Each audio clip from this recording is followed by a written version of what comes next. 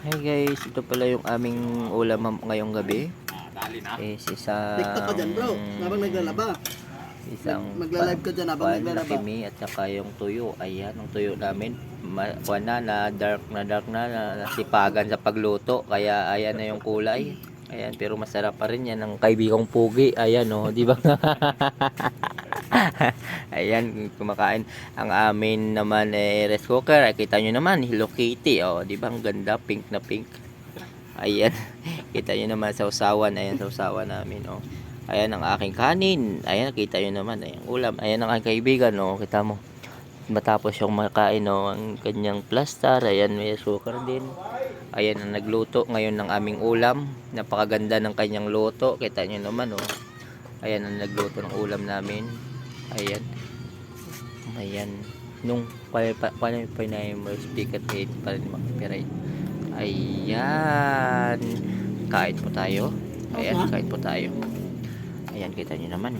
Habang tayo kumakain. Kain na si Hello Kitty. Ayan. Ang rice cooker namin. Sausawan. Ayan, sausawan. At kita nyo naman guys. Ayan.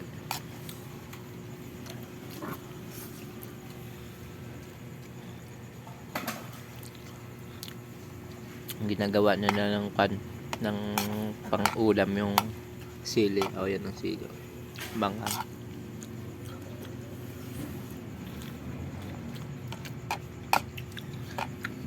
Kain. Ituan mo ano. Diyan mo. Kain po tayo. Ayan. Kumakain. Kain po tayo. Nakimi. Sarap. Yummy, yummy. Tapos na. Kaya, ito.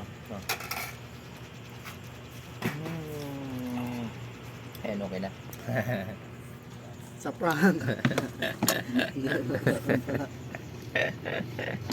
Ayan.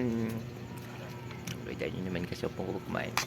Kahit anong ulam guys. Kape man, o tuyo, o asin, o basta may ulam lang tayo, okay na yun. Hindi naman tayo mamili ng ulam natin. Basta sa akin nga, basta may kape lang, okay na yun. Basta kape. Kaso nga, bibili pa ako ng kape sa labas. Ayan na nagluto ng aming ulam. Ang tuyo, lakimi, tapos may sausawan. Ayan. Napakasarap.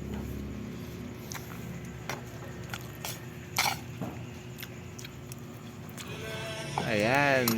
2 minutes go. Go.